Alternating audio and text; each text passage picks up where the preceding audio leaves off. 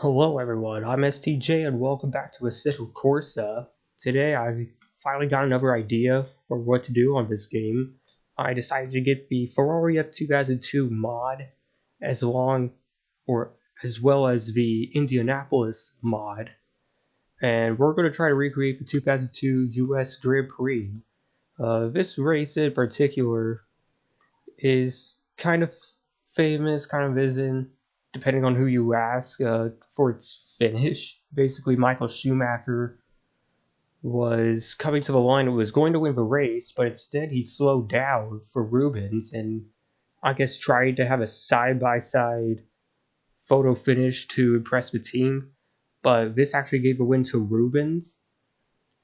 And that might actually be because Michael was paying back a favor for Rubens. As you know, I think it was the season before that in Austria, Rubens let Michael buy very controversially to give him the win to give Michael a better position in the championship. That was not received well. People did not like the team orders given in that race, but in a way, Michael Schumacher paid it back in Indianapolis. The Ferrari F2002 in particular was very dominant that year. Just another car made famous by Michael Schumacher. And the settings I have for this race, I have changed up quite a bit. We're doing 24 laps, basically a 1/3 distance race.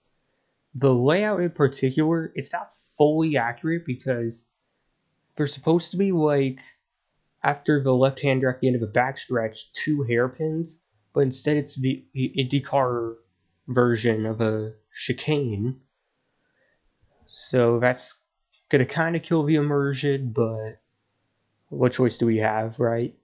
The opponents, I've turned it up to the max. The variation is going to be between 99 and 100, and I turned the aggression all the way up to 90 with 2.5% variation. And we're going to have exactly 20 cars in the race, just like the real thing.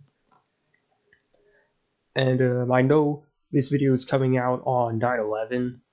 I hope you all are doing okay on this day. I know some of you might have lost a family member or something along those lines during the September 11th attacks. If you did, I'm sorry for your loss, and I hope you're doing okay during these tough and tragic times. But hopefully, to lighten the mood a bit, I'm going to try to hold an Assetto Corsa race. Let's get into Indianapolis.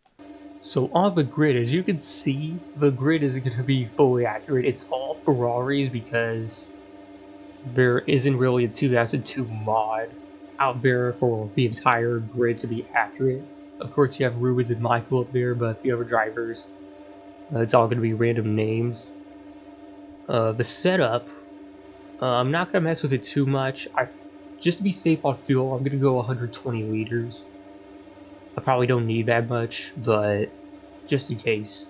And we're going to leave the tires as it is because, again, I don't know anything about setups. We're just going to take it as it is. And as you can see on the HUD now, I actually changed up some stuff to added some tools. You can see on the bottom left, you have the tire pressure, you have a leaderboard now, and a lap timer. As the inside is not going, and drivers are weaving all over the place. What the hell is going on? And he almost runs into me. Ooh, we almost lost under braking. Gotta be very careful with this car. Like, these V10s can be very, like, on the edge of control as we passed by a car stopped in the gravel. And yes, I actually have a speedometer on the bottom left as well, as we have a little walk-up. Brutal Alias is out of race already. Gotta prevent the lockups on this thing if we want the tires to last all the way. As the driver ahead slows down on exit for no reason. We're already up to P5, even though this is supposed to be like the hardest difficulty. I don't know why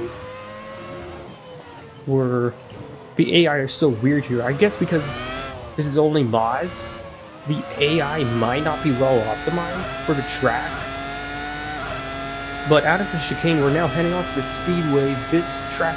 Oh, Dale Lancaster's out of the race as well. This track is very famous for... Or this layout, I mean, is very famous for going through the first speedway turn, as Ken Williams, it looks like, was weaving out of the corner. I don't know why that was. Oh, we went wide. We braked way too late for that. That was 100% my fault as we tried to get back onto the track. More cars into the gravel track as well, and we're still in P5 as a result.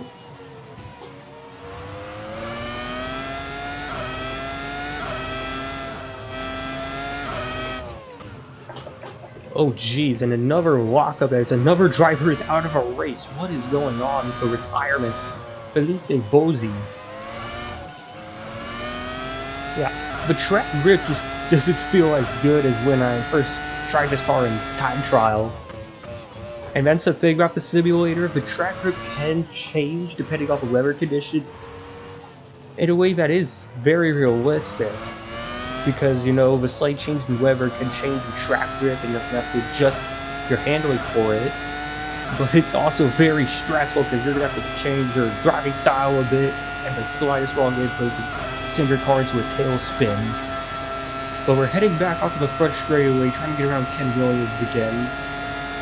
And once again, he is weaving down the front straightaway. We're probably going to need some fixes for this. As we try to get around Ken, we just didn't have enough, and whoa, he goes off the track. Just lost it under going back into the throttle on exit, I'm assuming. As we head through this long left-hander, Almero is also out of a race. Just more and more cars dropping out as, whoa! We lost it as well and somehow barely kept it out of the barriers.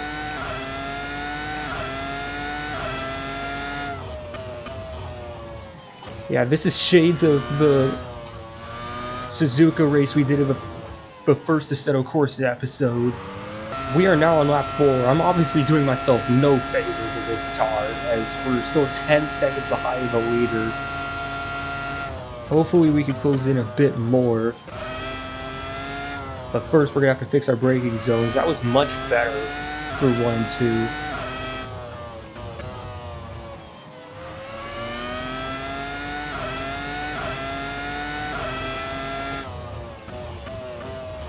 Gonna be a bit more careful entering this left-hander. Gonna try to get used to braking. A little drift there. But that time we kept the car straight. And not to mention, I don't even think the track put in track limits for that one section heading onto the back straightaway. It's like you can run off as wide as you want. Heading back onto the speedway, closing in on Sari Vatanen, but did he just tag the wall? I couldn't tell what he's trying to do. But we're gonna set it down the inside. Gonna go way down low so that he doesn't randomly weave into us.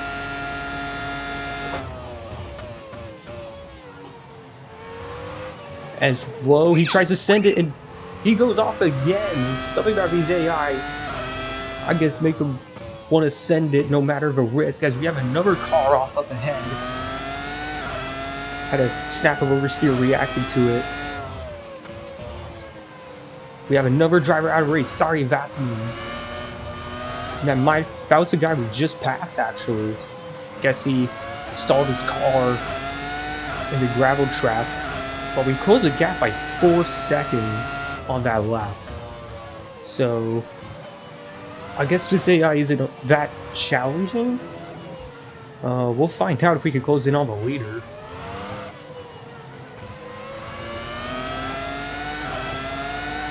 Also, I just realized Ken has, if you close in enough, you can see he has damage to the rear wing. As we try to go down the inside, in speedway turn 1, whoa, got a bit too low. Hit the curve, almost lost it. Guess I got myself a little trophy for that. Try to brake hard, entering the corner, and even when I leave more space, the AI are just doing bad. That reminds me of like the F1 game at Bahrain, where I think it's the sharp left-hander before the backstretch, where if you have a car on the outside of you entering that corner, as Ken Williams is exiting the race, the AI will actually head off track and suddenly park the car, bringing out a yellow flag and maybe even a safety car. We have another yellow flag for something, but that might just be for something completely random, as second place is driving like he's under the influence. The gap is now close to just 3 seconds behind the leader, Michael Schumacher. I guess it's very fitting that he's leading this race right now, as Herman Winkelhofer, or however you pronounce that, went wide in turn 4. Oh jeez. Messed that up a lot. I was braking as normal as we're still losing it, trying to get back up to speed. Yeah, the car just randomly lost it. So our little bounce back begins again. As, at least according to the steering wheel, we are 4.6 seconds behind now, so the gap is open by almost 2 seconds. As a result of that spin in turn, I think it's turn 6.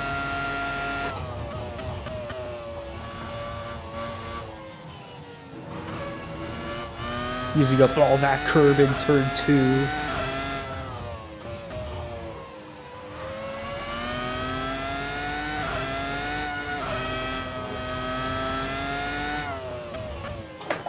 Whoa, it almost happened again, just braking as normal, but the car tried to throw itself into a spin. We have another driver retirement, Fernando Arias. Guess I'm gonna have to see if there's anything I can do about the AI to fix this. Like, I don't know if I can keep waiting on the modding community to fix that. As we're on the outside, down the back straightaway, trying to get past Perlin. Seppo Metsala has retired from the race as well. A little moment entering the corner. Had to back out of the brakes to catch the car. Whoa, having another big moment as we both run wide in turn 4.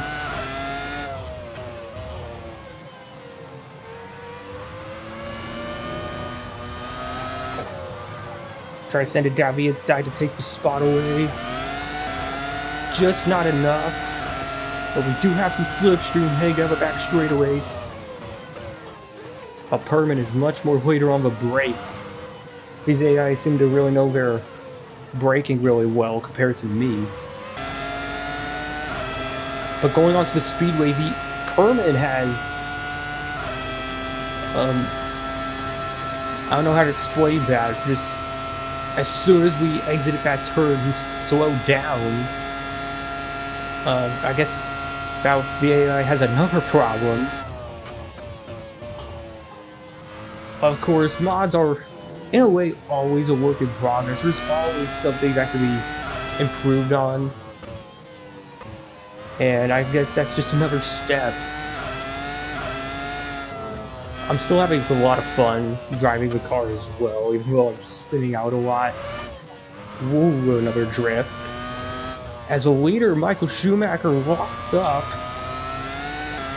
running a little wide at turn 8. Slowly closing in on Michael Schumacher. And we're going to try to set it on the high side, as once again the AI don't seem to like going full speed into the speedway turn, even though you can.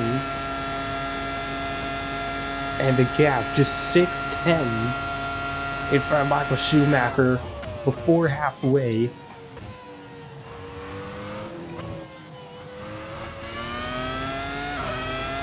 And just like that, we have the lead here at Indianapolis. Now we just need to run a clean race, and we'll take the win.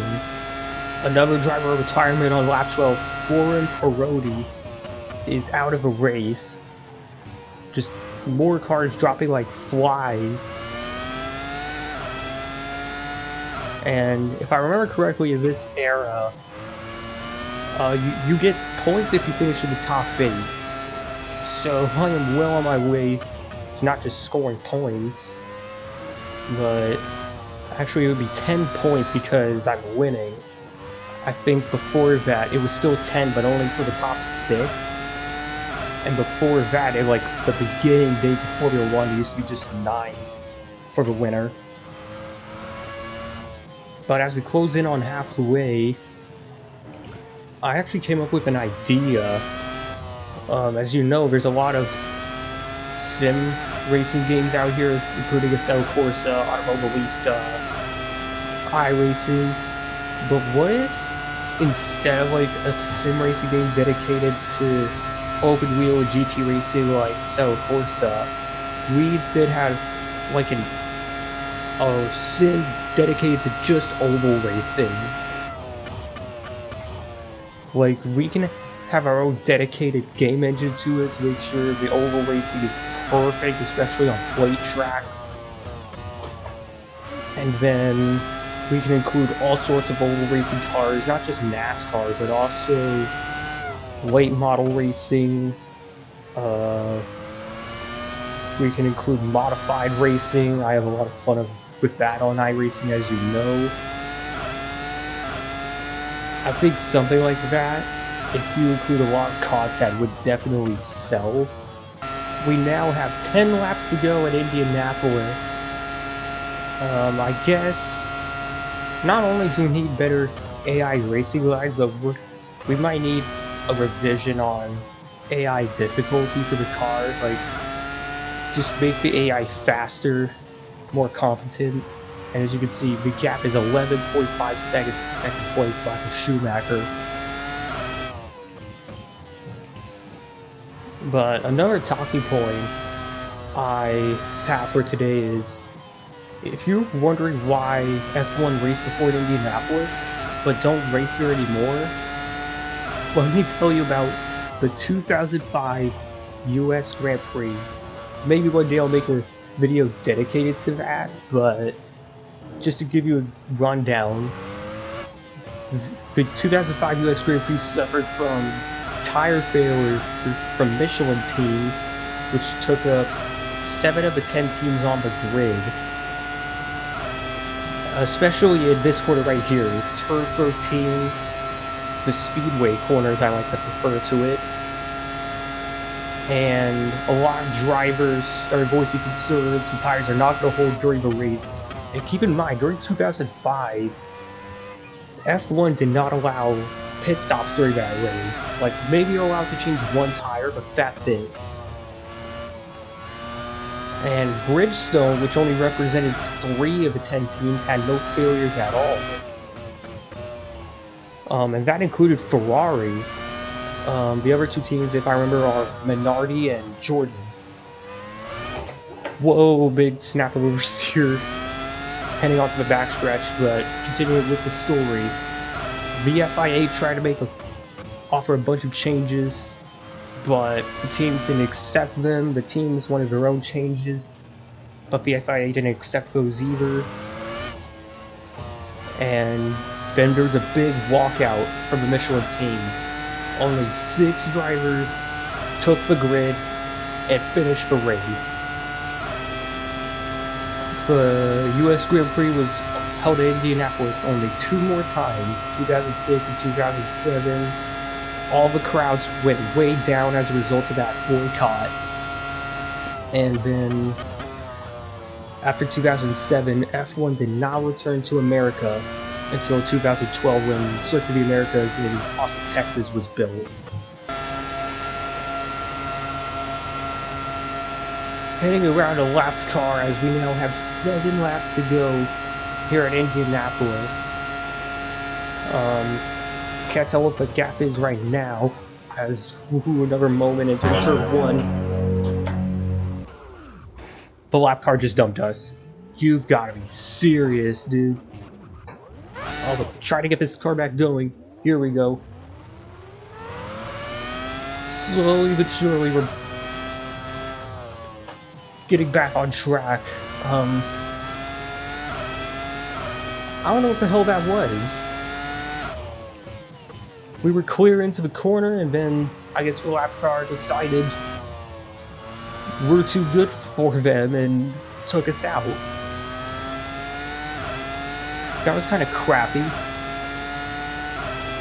But the gap at the line, at least at the time, was 22 seconds. And as you saw, we do have some right side damage as a result of that little incident. And I'm curious to see how much time we lost as a result of that spin. Michael Schumacher probably gained about 10 seconds on us.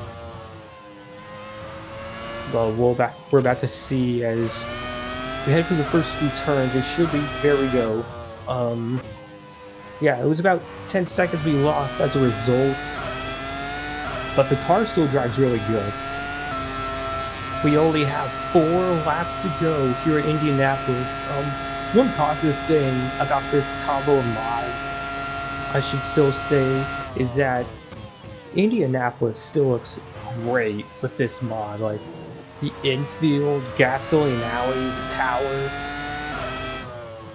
everything just looks really good. Whoever created this mod did a great job with that. We just need, I don't know if that's the fault of the track or the creator of the car, just whatever it is.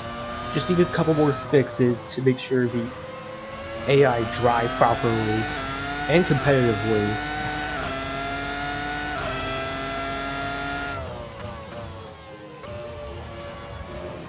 And it's definitely not the fault of the developers of this game, Kuno Simulazioni. With mods, those are completely out of their control. As we close in on 2 laps to go, I should also say that if you are a motorsports diehard, Indianapolis should definitely be on your list as tracks to go to, because this track in many ways is filled with history. The IMS Museum as well, you should definitely check that out. And especially the Indy 500. If you're going to a race here, you definitely need to go to the Indy 500, at least. There's even IndyCar mods on here for Assetto Corsa. It's just that the right, I guess, resources and how to download them might be a bit more complicated than the mods I do. Because I just do mods through AssettoCorsa.club. Oh yeah, not to mention, it might even have to be a paid mod, because those also exist. And even especially with paid mods, it might be more difficult to get working, and you might have to check your sources to make sure you're not scammed.